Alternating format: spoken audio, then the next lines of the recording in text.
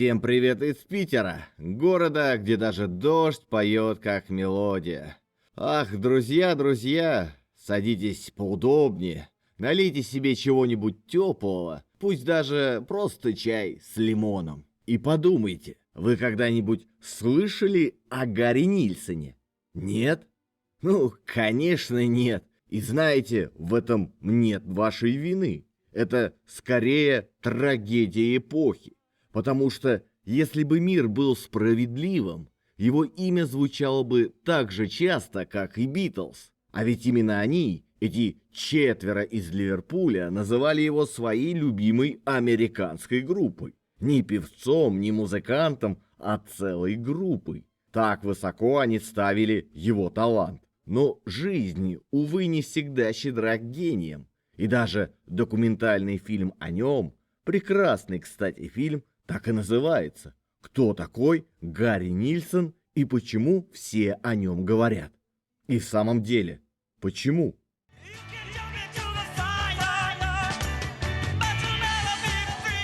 Гарри Нильсон родился в самой бедной части довольно неблагополучного района Нью-Йорка, Бруклина, в 1941 году. Отец его ушел из семьи, когда мальчику было всего 3 года. И это, как говорили хорошо знавшие Гарри люди, наложило свой отпечаток на всю его жизнь. Семья без отца, конечно, бедствовала. Мы с мамой жили вместе с бабушкой, дедом, дядями и тетями, а потом еще родилась и сестра.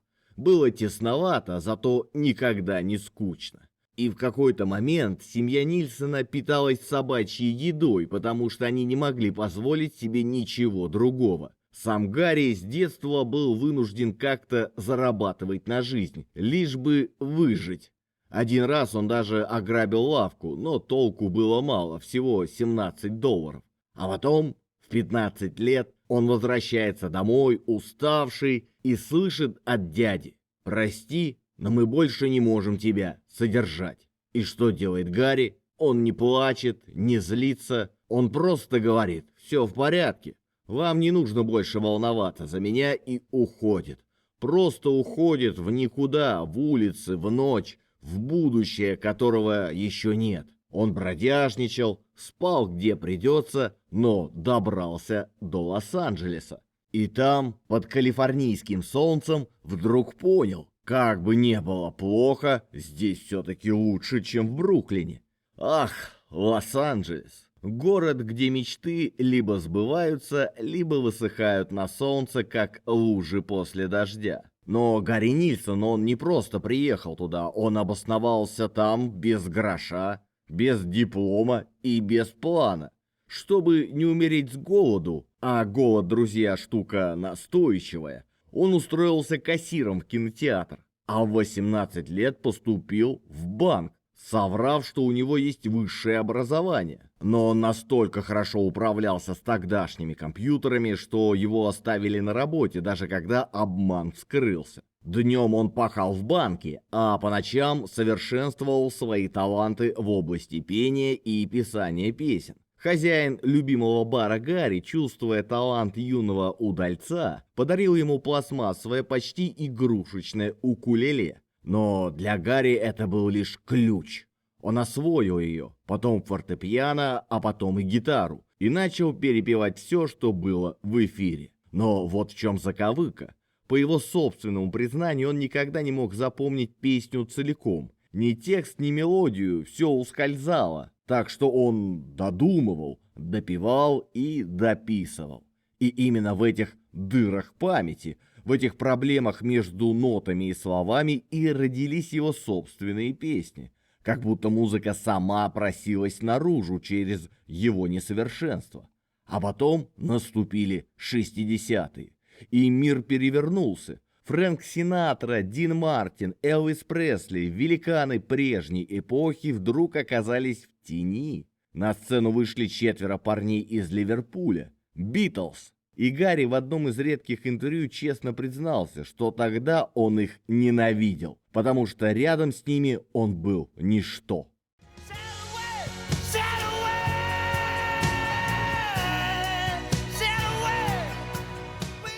Понятно, что в этом контексте сильное слово «ненависть» является синонимом слова «любовь». Рассказывали, что Гарри спорил до посинения, объясняя всем, что в музыке есть только одна группа – Битлз, а все остальное просто несущественно. Ну а творческая карьера самого Гарри Нильсона сложилась весьма парадоксальным образом. Дело в том, что этот американец успешно совмещал в себе два таланта. Обладал специфическим голосом с диапазоном в 3,5 октавы и сам сочинял песни. Вот только его песни в основном приносили успех другим исполнителям. А главными хитами самого Нильсона оказались каверы. Взять бы хотя бы сингл певца «Without Her» «Без нее», выпущенный в 1967 году. Это красивая, трогательная баллада об одиночестве, исполненная в сопровождении только лишь виолончели и флейты, особого успеха тогда и не снискала.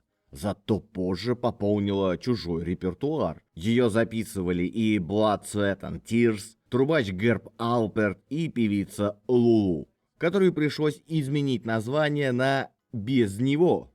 К слову, именно ее версия, близкая по аранжировке к оригиналу, мне нравится больше всего.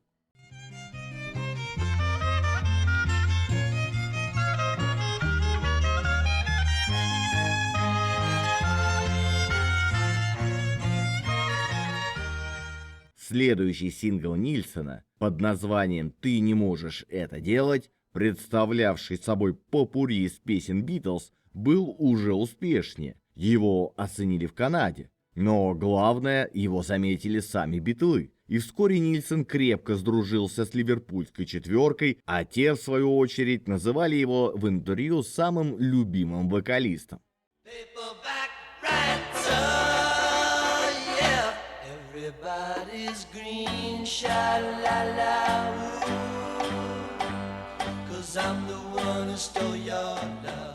Песни же Нильсона продолжали становиться хитами в чужих устах. The Turtles записали The Story of Rock and Roll, Дэвид Кэссиди The Puppy Song, The Yardbirds Ten Little Indians, а композиция One в версии Three Dog Night и вовсе добралась до вершины американского топа.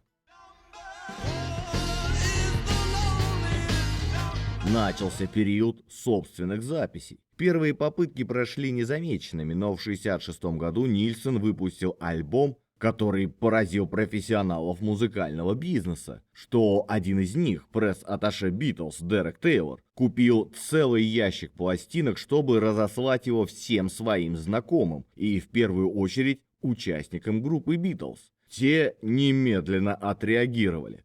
Джон Леннон позвонил Нильсону и признался, что слушал его альбом 36 часов подряд. На следующий день позвонил Пол Маккартни, тоже с выражениями восхищения. После чего Нильсон уже боялся снимать трубку, подозревая, что сейчас позвонит Ринго или Джордж Харрисон. Впрочем, они не позвонили. Один из ближайших друзей Гарри, барабанщик Манкис Микки Доланс, вспоминает, что это, наверное, был единственный момент, когда Гарри загордился, и все его стали называть «пятым Битлом». Ведь в какой-то момент Битлз пригласили его в Лондон к себе на запись. Ну а после студии Джон позвал меня к себе домой, вспоминает Нильсон. И мы с ним проговорили до утра обо всем на свете. Никак не могли остановиться. После такого сногсшибательного визита в Англию Гарри вернулся домой другим человеком.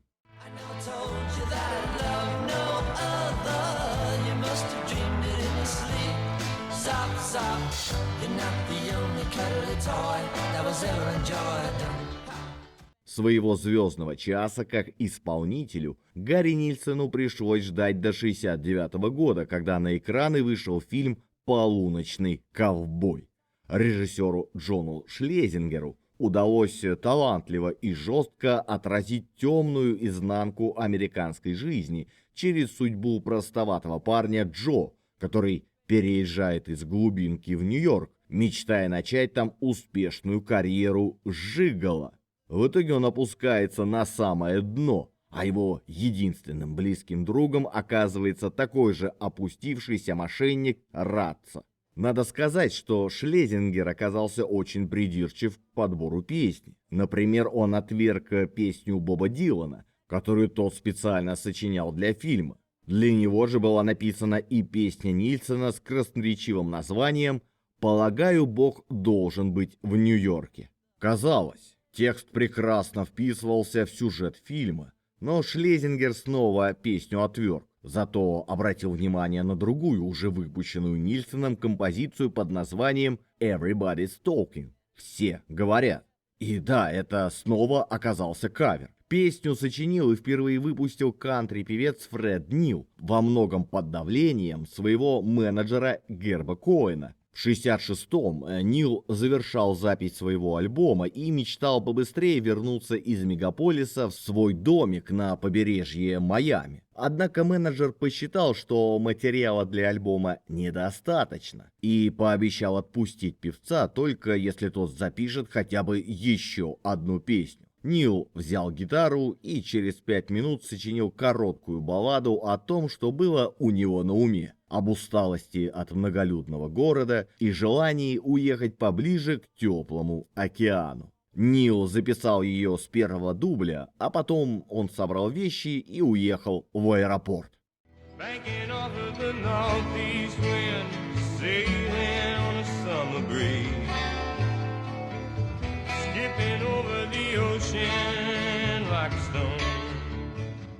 В 1967-м она вышла на альбоме Фреда Нила «Тихо и без фанфар». Гарри Нильсон записал свою версию годом позже. Добавил переливчатый гитарный рисунок, этот знаменитый, чуть гнусавый и почти детский «Уау-Уау», и, казалось бы, все. Ни оригинальная, ни его версия не взлетели. Публика прошла мимо. И знаете, меня самого эта песня поначалу тоже не цепляла. Слишком простая, слишком спокойная. Но потом я посмотрел «Полуночного ковбоя», и все изменилось. Потому что Шлезингер — это режиссер с душой поэта и глазами хирурга. Использовал эту песню дважды. В самом начале и в самом конце. В начале, когда Джо стоит посреди Нью-Йорка, а вокруг него мелькают лица, но никто не видит, как человек падает на тротуар. Город не останавливается, он не слышит. И тут звучит песня. И вы вдруг понимаете, это не просто песня, это диагноз эпохи. А в финале, когда Джо везет умирающего Радса прочь из этого ледяного ада в сторону Майами, к солнцу, к океану, к последней надежде, та же мелодия возвращается, но теперь она звучит иначе. Не как жалоба, а как молитва, как прощание, как обещание. Мы уезжаем туда, где нас услышат.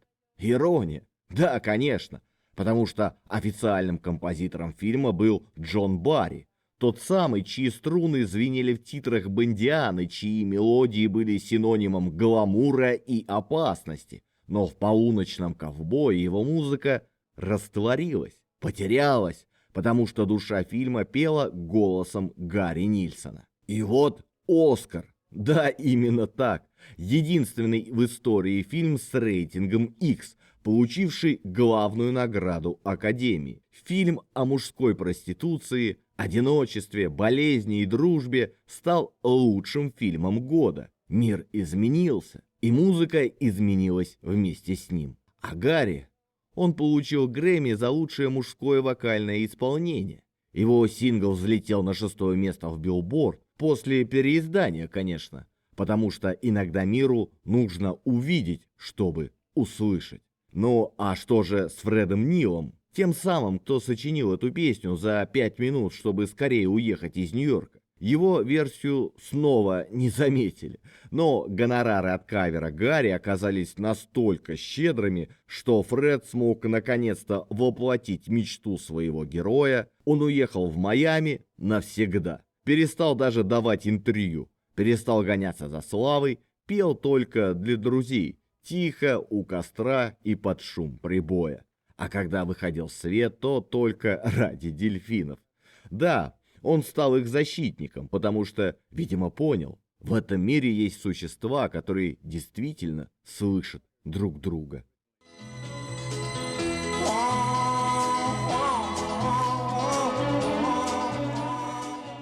А если вам нравится ролик, не забудьте подписаться и поставить лайк. Если хотите послушать музыку, заходите в мою группу ВКонтакте. Там я собираю все треки из роликов. А в своем телеграм-канале я делюсь впечатлениями при их создании. Все ролики я делаю самостоятельно в свободное время после работы на чистом энтузиазме. Поэтому, если вы считаете, что мой труд достоин поддержки, помочь мне вы можете через сервис Boosty.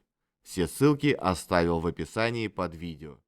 Нильсон целиком отдался музыке, душой, голосом, каждой клеточкой. Но сцена, концерты, интервью, нет, это спасибо. Он наивно полагал, и, может быть, и в этом была его трагическая чистота, что одного гения достаточно, что если ты поешь так, как никто другой, мир сам придет к тебе. Не нужно вышагивать под софитами, не нужно улыбаться в камеры и не нужно продавать себя, только петь.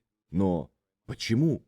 Почему этот человек, чей голос мог заставить плакать даже циника, боялся выйти на сцену? Есть версия, что он был чудовищно застенчив. Другие шепчут, что в юности, впервые выступая с группой в каком-то бруклинском подвале, они сыграли так неуклюже, что публика засмеялась. И этот смех, как нож, остался в памяти глубже, чем любая похвала. Но, пожалуй, ближе всех к истине подошел его друг Микки Доленз. Он просто сказал: «Я не чувствую, что мне хочется каждый вечер выходить на сцену». А заставить его было невозможно. Он не подчинялся ни одному человеку. Вот оно ядро, не страх, не слабость, а непокорность. Он не хотел быть артистом-работником, он хотел быть голосом, чистым, без посредников, без грима, без репетиций для толпы. И какой же это был голос!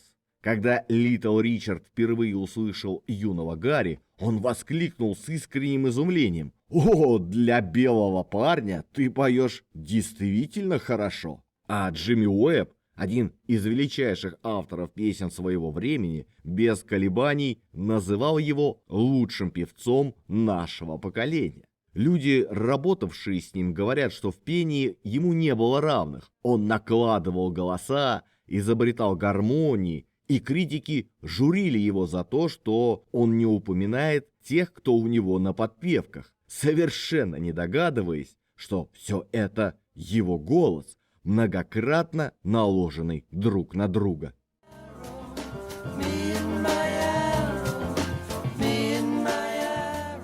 В какой-то момент Нильсон познакомился с продюсером Ричардом Перри. Они подружились, и тут начался самый яркий период его музыкальной жизни. Ричард Перри вспоминал: «Когда мы встретились, я сказал: я сделаю тебя звездой при одном условии.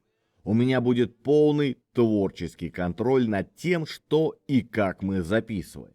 Гарри сказал: «Окей». Он был моими Битлз, а я был его Джорджем Мартином. Мы хотели записать пластинку уровня Битлз, и мы этого добились. Правда, были нюансы. Гарри был очень своенравным и не шел ни на какие компромиссы в смысле музыки. Перри обиделся и, чтобы не загрязнять атмосферу студии, назначил встречу в нейтральном месте. Перри вспоминает: «Я сказал ему: ты же обещал, что предоставишь мне полный творческий контроль».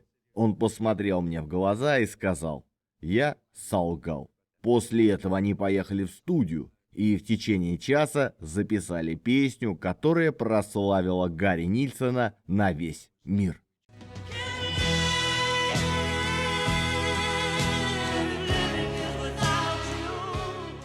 Это был его второй хит, ну и он, конечно же, был кавером. На этот раз он перепел песню группы Badfinger и в 1971 году возглавил с ней американский топ. Сами Badfinger сингл выпустить не додумались, поэтому оригинальная запись до сих пор менее известна, чем каверы Нильсона или Марайи Кэрри. Альбом Нильсона в 1971 году вышел под смешным названием «Нильсон Шмильсон», куда вошли, конечно же, и другие хиты.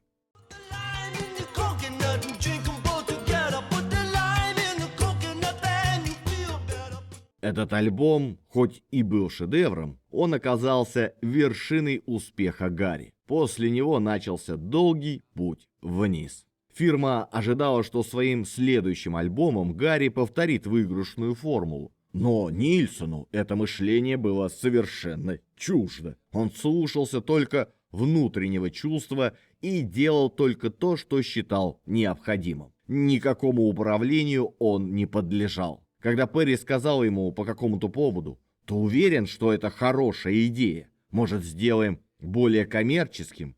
Гарри немедленно ответил: «А иди ты!»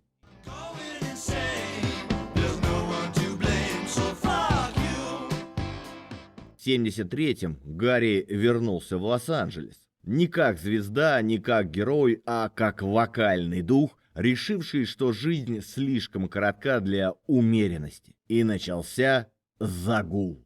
Не просто вечеринки, не просто выпил, посмеялся, лег спать. Нет, это был апокалипсис веселья. Без карты, без тормозов, без завтра. Он стал душой клуба «Голливудские вампиры», неофициального братства самых безбашенных душ в музыкальном мире. Там были Кит Мун, барабанщик The Who, чье представление о тихом вечере включало разбивание телевизора о стену. Ринго Старр, уставший от ангельского имиджа Битла. Элис Купер, король шока, который, впрочем, признавал, что с Гарри даже он чувствовал себя приличным парнем. Ну а сам Гарри, он был их центром, их катализатором, их человеческим торнадо. Когда он записывал новый альбом, он установил в студии настоящий бар. Не символический, не бутылочку на столе. Настоящий, с виски, ромом, джином, закусками до потолка и барменом, который, кажется, знал, как смешивать коктейли из чистого безумия. Микки Доллинс говорил с улыбкой сквозь воспоминания, когда Гарри звонил и спрашивал: «А ты что сейчас делаешь?» Это как будто ты попадал на американские горки. Предсказать, чем это кончится, было невозможно. Однажды он позвал меня на ланч в Лос-Анджелесе, и лишь через 3 дня я пришел в себя в каком-то массажном салоне в городе Феникс. Но если с загулом все было хорошо, то дела у Нильсона шли плохо. Альбомы продавались все хуже, и фирма RCA уже собралась отказываться от работы с ним. И тут в Лос-Анджелес приехал жить Джон Леннон. Узнав про неуспех друга, он, как подлинный товарищ, решил помочь ему продюсировать его альбом. Но сначала нужно было решить одну мелочь – уговорить RCA продолжить контракт. Они пришли в офис президента фирмы, и Нильсон сказал: «Посмотрите, кто пришел навестить вашу паршивую фирму. Джон Леннон». А Леннон сказал: «Посмотрите, кто у вас в кабинете. Лучший голос рок-н-ролла Гарри Нильсон. И вы не хотите продлевать с ним контракт?» RCA сполошились, прекрасно зная, что у Джона и у Ринга вскоре кончается срок действия их договоров с другими фирмами. В RCA решили, что, продлив контракт с Нильсоном, они смогут заманить к себе и Джона, и Ринга. Но они не знали, что дружбу между Джоном и Гарри можно было назвать браком, заключенным в аду. Нильсона потом спрашивали, кто на кого хуже влиял: вы на Джона или Джон на вас? Гарри отвечал: «Ну, не то чтобы я заливал дурно пахучие жидкости ему в глотку, он большой мальчик и пил сам, но это быстро превратилось в соревнование. Ах, ты можешь так? Ну и я могу». Но толку в этом было немного, потому что потом просыпаешься с сознанием собственной ненужности. Мы просыпались и звонили Ринго: «Ты не помнишь, над чем мы тогда вчера смеялись?» И во время подготовки записи Гарри повредил себе связки. И его знаменитый, почти 4-октавный голос, за который он получил звание лучшего рок-певца 1972 года, превратился в хрип. В какой-то момент записи звукоинженер зашел проверить, все ли в порядке, и увидел кровь на микрофоне.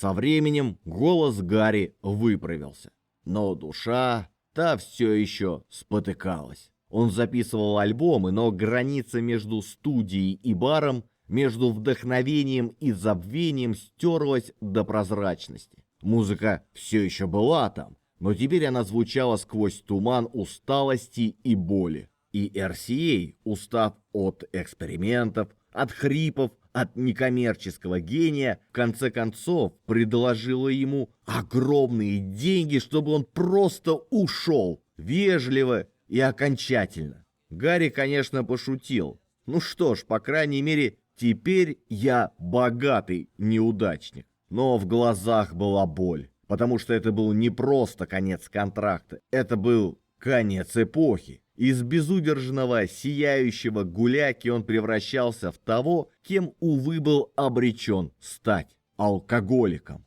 Не по слабости характера, нет, а по наследству. Дед его пил, мать пила, и теперь он. И, кажется, все шло к краю. Но спасла любовь, не громкая, не голливудская, а тихая, почти случайная. Воскресный вечер, фляжка коньяка в кармане. Полупьяный, уставший, он возвращается в свой отель и видит киоск мороженого. А за прилавком девушка с глазами, как утреннее небо над Дублином.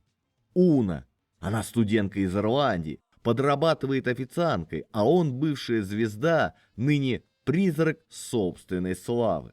Он заходит, смотрит на нее и без тени иронии, без привычного цинизма говорит: «У тебя самые замечательные глаза, которые я видел в жизни. Выйдешь за меня замуж?» Она позже вспоминала: «Ничего подобного мне никто никогда не говорил». А он пошел в отель, принял душ, протрезвел и пошел искать цветы. И не просто букет, нет. Когда Уна вышла с работы, ее ждал Гарри Нильсон, небрежно прислонившийся к огромному лимузину, а весь тротуар был заставлен корзинами цветов, дынями, мягкими игрушками и, наверное, всей надеждой, что еще осталось в его сердце. С этого момента Уна стала его якорем, не тюремщиком, не спасительницей в белом, а просто домом.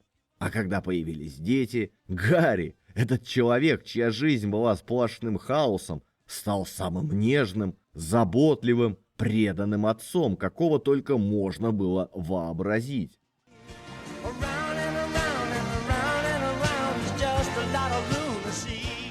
Есть такие жизни, что их не назовешь короткими, даже если они уместились всего в 52 года. Потому что время здесь измеряется не годами, а светом. Во второй половине 70-х Гарри Нильсон, этот голос, что когда-то заставлял молчать даже Нью-Йорк, почти исчез из музыкального бизнеса. И не ушел в тень, нет, просто перестал быть звездой. Он стал человеком, писал музыку для кино, мечтал о мюзиклах, жил тихо, с семьей, с детьми, с Уной.